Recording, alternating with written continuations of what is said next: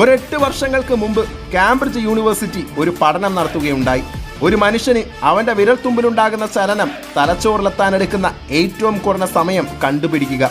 ഇതായിരുന്നു പഠന വിഷയം. 11 സയന്റിസ്റ്റുകൾ 43 ദിവസമെടുത്ത് 23 പരീക്ഷണങ്ങളിൽ കണ്ടെത്തിയ റിസൾട്ട് ഇതായിരുന്നു. വിരൽത്തുമ്പിലുണ്ടാകുന്ന ചലനങ്ങൾ നാഡീകോശങ്ങളിലൂടെ തലച്ചോറിലെത്തി റിയാക്ട് ചെയ്യാൻ മനുഷ്യന് 27 മില്ലി സെക്കൻഡ് ആവശ്യമാണ്. ശരാശരി ഒരു മനുഷ്യന് 120 മില്ലി സെക്കൻഡ് കൊണ്ട് മാത്രമേ ഇത് സാധിക്കുകയുള്ളൂ. കാംബ്രിഡ്ജ് ഈ റിസൾട്ടിന് മാറ്റമില്ലെന്ന് ഉറപ്പ് പറഞ്ഞ് റിസർച്ച് അവസാനിപ്പിച്ചു.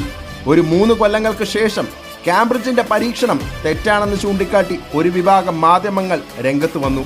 കാര്യം ഇതായിരുന്നു: ഇന്ത്യയിലെ ഒരു ക്രിക്കറ്റ് താരത്തിന് ബാറ്റ്സ്മാനെ തൊട്ടുരുമ്പിയെത്തുന്ന പന്തിനെ തന്റെ കൈപ്പിടിയിൽ ഒതുക്കുവാനും ആത്മവിശ്വാസത്തിൽ ക്രീസിന്റെ അതിരുകൾ ഭേദിക്കുന്ന ബാറ്റ്സ്മാനെ തിരികെ കൂടാരത്തിലേക്ക് അയക്കാനും 80 മില്ലി സെക്കൻഡ് മാത്രം മതി. അദ്ദേഹത്തിന്റെ പേരാണ് മഹേന്ദ്ര സിംഗ് ധോണി.